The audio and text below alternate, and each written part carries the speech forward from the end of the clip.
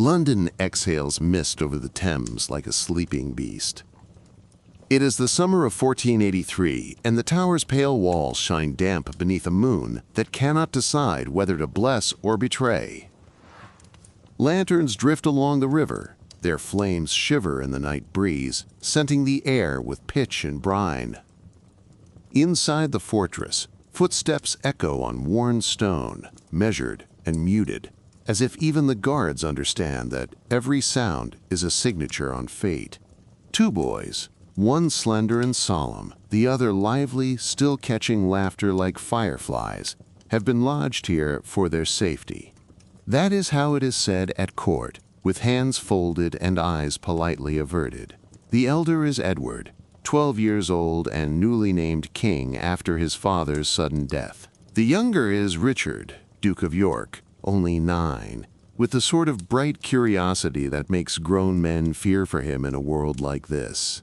From an upper window, a boy's face appears between iron bars, pale as chalk in the moonlight, then fades back into shadow. Beyond these stones, England bends under the weight of roses, white and red, thorns hiding in every oath. In the city's taverns, whispers move like a draught, the Woodvilles, the Protector, the council that smiles as it counts. The Lord Protector, Richard of Gloucester, rides with the calm of a man who can turn a rumor into a law, and a law into a crown.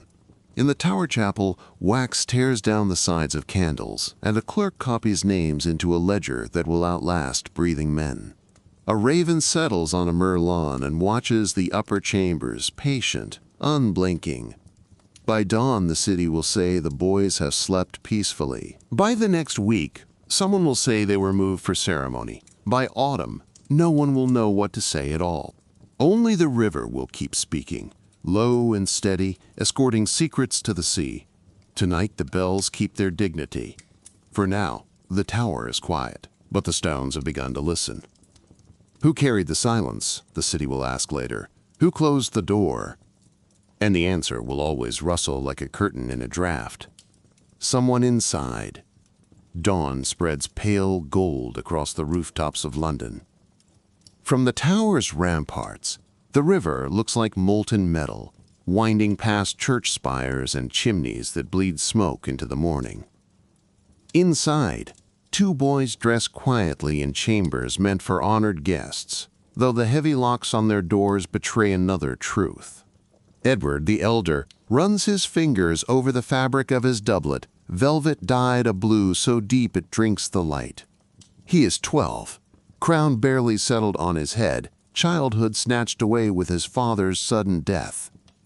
His younger brother Richard, only 9, chatters softly, trying to pierce the silence. "When will we ride out again? You promised we would ride, Ned." But Edward does not answer. His mind is tangled with the words of his uncle, Richard of Gloucester. Safety protection until the coronation. The corridors smell of damp stone and burning tallow. Guards change shifts with clinking armor, never looking directly at the boys. Once their chambers had bustled with attendants and pages. Now only a few silent servants remain, faces as expressionless as carved wood. Across the city, the air hums with gossip. The Woodvilles, family of the late king's queen, whisper that Gloucester is no protector, but a usurper. Nobles gather in shadowed halls, calculating loyalties like merchants counting coins. And in the midst of it all, two boys wait, trapped in a fortress that feels less like a palace and more like a slow-closing hand. Edward still clings to hope. He believes in chivalry, in the oaths sworn before God. But at night, when the candles gutter and the walls press close, he remembers the stories told in hushed voices, how power devours kin, how crowns are won not by right, but by survival. Richard falls asleep easily, still young enough to dream without fear. Edward lies awake, staring into the darkness, listening to the stones breathe. The tower has seen centuries of prisoners. Some walk out, many do not. And already, the ravens have begun to gather. June 1483. Westminster Abbey lies hushed under a veil of incense as Richard, Duke of Gloucester, strides between pillars that reach like spears into heaven.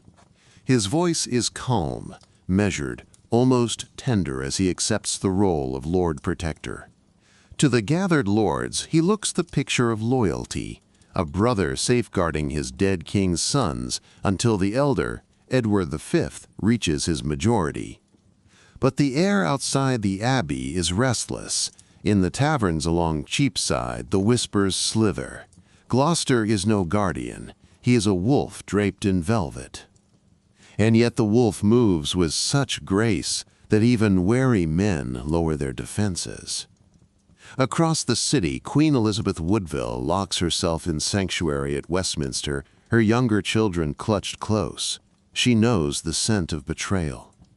Her eyes are sharp, hollowed by fear. Once she believed her marriage to Edward IV had secured her family's future. Now she hears the word bastard carried on the lips of her enemies, a word that gnaws like acid at her son's crown. In the tower, the boys wait. Their chambers have shrunk to 2 rooms, richly furnished but watched by eyes that never blink.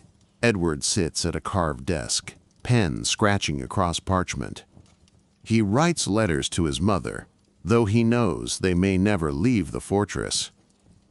Richard, younger and restless, has taken to carving shapes into the wooden shutters, birds, stars, a crown. At night, they whisper. Edward speaks of duty, of patience, of trusting God's plan. Richard whispers bolder thoughts. What if we climbed down the walls? What if we ran to the river? His brother hushes him. They are Plantagenets. Royal blood is not meant to flee, but the silence that follows gnaws at them both. Meanwhile, Gloucester gathers support. Clerics unroll ancient parchments, declaring that Edward IV's marriage to Elizabeth Woodville was unlawful, tainted by a secret betrothal. If true, then Edward V and his brother are not princes at all, but illegitimate. Parliament begins to murmur agreement. The tide is turning. And still, the boys remain behind the tower's stone teeth, unaware that the very ground beneath their names is crumbling. Soon, they will no longer be heirs. Soon, they will be nothing at all. The summer sun beats down on London, but the city shivers. Rumors crawl through the streets like rats. Some say the princes will be crowned in July. Others swear their coronation has been quietly postponed. And in the guild halls, merchants mutter the name of a new sovereign, Richard III. The great council assembles at Westminster. The lords, cloaked in fur despite the heat, sit stiff as carved effigies. At the center, Richard of Gloucester rises. He does not thunder. He speaks with the gravity of Scripture, each word deliberate, heavy. He tells them that his late brother Edward IV was already pledged to another woman before his marriage to Elizabeth Woodville, which means every child of that union, Edward, Richard, and their sisters, was born in sin, stripped of lawful inheritance. The parchment is raised. The case is declared. The lords bow their heads, some in relief, some in silent rage. On June 25, 1483, Parliament declares Edward V illegitimate. The crown slides like a shadow onto Richard's brow. He becomes Richard III, King of England. The bells ring across the city, but their peal is hollow. In the tower, Edward and his brother hear the sound drift across the water. They ask their attendants what it means. The servants do not answer. Instead, they avert their eyes and bow lower. Richard watches his brother. They say uncle is king now, the younger boy whispers. His voice trembles, not with fear but confusion. But you are king. Edward presses his lips together, jaw tight as if holding back tears. Perhaps it is God's will, he murmurs, though the words taste like ashes. That night, the windows of the tower flicker with light from bonfires across the city. Crowds cheer in the streets, feasting on roasted meat, ale spilling like blood down cobblestones. But inside the fortress, silence hangs heavy. The princes are no longer heirs. They are obstacles. And obstacles in a kingdom built on ambition rarely survive. Summer deepens. The roses in the tower gardens bloom scarlet, their fragrance heavy in the still air. But the laughter of children, once heard from the royal chambers, begins to fade. At first, the princes are seen often. They walk the inner ward with attendants, Richard's voice bubbling as he chases sparrows across the cobbles. Edward carries himself more solemnly, though now and then he forgets his burden and joins in the game. The guards nod respectfully as they pass. Visitors report that the boys appear well, if pale. Then the walks become shorter. Days pass with no glimpse of the royal heirs. One evening, a yeoman of the guard swears he saw them at a high window, their small faces pressed against the glass as the sun bled into the river. But after that, silence. The servants who once bustled through their chambers are dismissed, replaced by a few grim-faced men, loyal not to the boys but to their uncle, now King Richard III.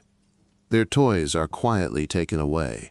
The carved wooden crown Richard had etched into the shutters is planed down until the mark is gone. London whispers louder. Some say the princes are ill. Others claim they've been moved to another castle. In the taverns, the more daring mutter what everyone fears, that the tower has swallowed them whole. Within the fortress, the boys cling to each other. Edward no longer writes letters. His ink and parchment have been taken. He spends hours gazing at the narrow slit of sky above the courtyard. Richard tries to cheer him, recounting tales of knights and dragons, but even his voice falters now. At night, their chamber grows so quiet they can hear the heartbeat of the river. One late evening, footsteps echo on the stairwell. Keys rattle. The door creaks open and shadows slip inside. The torches are dim. The guards outside look away. What happens next will never be written down. By autumn, the windows of the royal chambers remain dark. The princes are not seen again. The tower stands silent, its stones refusing to tell what they know. And across England, a question begins to coil like smoke. Where are the sons of Edward IV? Autumn 1483. The air over London grows sharp, the first frost dusting the rooftops. Yet it is not the weather that chills the city, but the silence from the tower. The boys are gone. No proclamation explains it. No herald announces their fate. For a while, people tell themselves the princes have been moved, perhaps to Sheriff Hutton Castle, perhaps to some quiet household where they will grow in safety. But the weeks stretch into months, and no one sees them again. In the markets of Cheapside, women lower their voices as they weigh loaves of bread. The young king and his brother vanished. In smoky taverns along the river, men lean close over mugs of ale. If Richard is king, then he cannot allow his nephews to live, and in noble halls, whispers carry further still. Someone entered their chambers at night. Someone with orders. Names begin to surface. Sir James Tyrrell, loyal servant to Richard III, is said to have commanded the deed. Two men, Miles Forrest and John Dighton, supposedly smothered the boys with feather pillows, burying their small bodies beneath the staircase. The tale seeps into chronicles, half confession, half rumor. But it is never proven. No trial is held, no graves are found. King Richard himself says nothing. He parades through towns in shining armor, dispensing justice, speaking of peace. Yet, wherever he goes, the eyes of the people follow him like shadows. Mothers clutch their children tighter. The word murderer hangs unspoken, but it lingers in every breath. Elizabeth Woodville, cloistered in sanctuary with her daughters, feels the truth before she hears it. She had prayed for deliverance, prayed her sons might still be crowned. Now she prays only that their souls rest in mercy. and beyond England's shores, the whispers become weapons. The exiled Henry Tudor, a distant heir with a frail claim, now carries the sharper blade. He vows to avenge the slain innocents, to unite the roses red and white. The princes are gone, the tower walls have closed upon them, and the silence of their absence becomes the loudest cry in England. But one question will never die. Who gave the order? Richard III wears the crown, but it sits uneasily. His coronation was splendid. Cloth of gold hung in Westminster, nobles bowed their heads and trumpets sang. Yet beneath the pageantry lies a silence more dangerous than any blade. Everywhere he goes, the question follows. Where are the boys? He issues no statement, gives no explanation. At council, when the matter is raised, he fixes his hawk's eyes on the speaker until words dry on their tongue. To confess would damn him. To deny would give the rumors weight. Instead, he rules in silence, hoping time will bury suspicion as deeply as the tower buried the truth. But England does not forget. Mothers tell their children bedtime tales of two lost princes stolen by the night. Chroniclers scribble half-truths in their margins. Foreign ambassadors send letters home, dripping with accusation. And across the sea in Brittany, Henry Tudor sharpens his claim. Though his blood is thin, Beaufort on his mother's side, half Welsh on his father's, his cause is ironclad in one respect. He is not Richard. He speaks of the murdered princes, of innocence betrayed, of a throne stained by kinslaying. His words gather allies like storm clouds.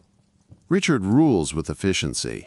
He passes laws that protect commoners from exploitation, reforms the courts, ensures justice is swifter and fairer than under his brother. Yet all this good work rots under one unanswered question. No law can silence the ghostly absence of two children.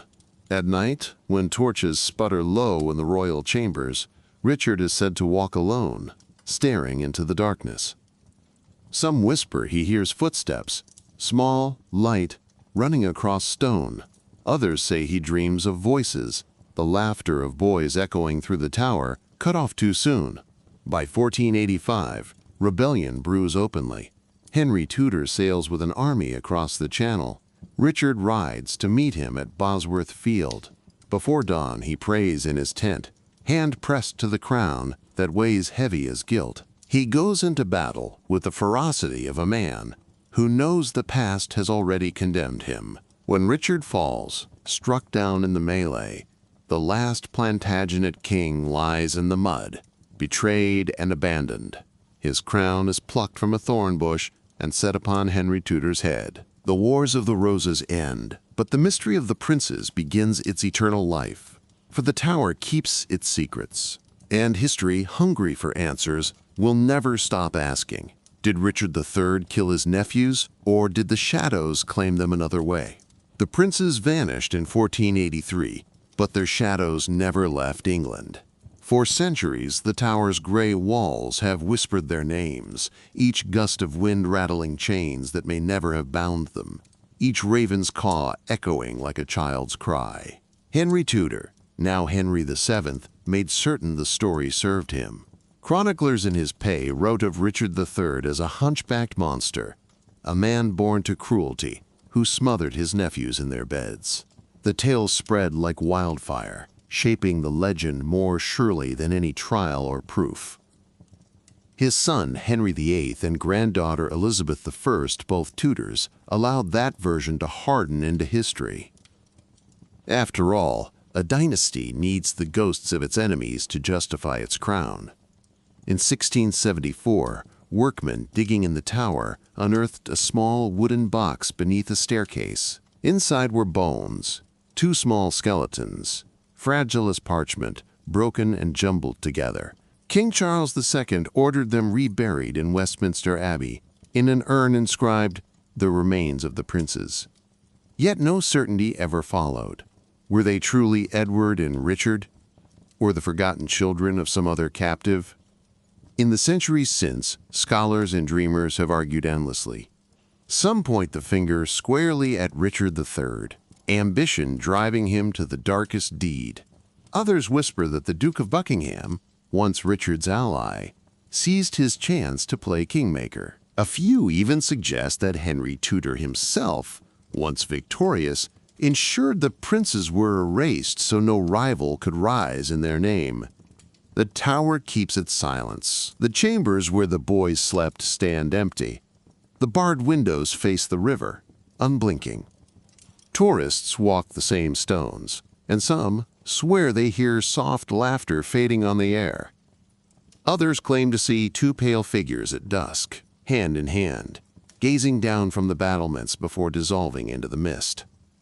What is certain is this: two boys entered the Tower of London as heirs to a kingdom. They never walked out. Their disappearance altered the course of England, paving the way for the Tudors, for Henry VIII, for Elizabeth I, and for the shaping of modern Britain. The princes never wore their crowns, yet in their absence they became eternal, and every stone of the tower remembers.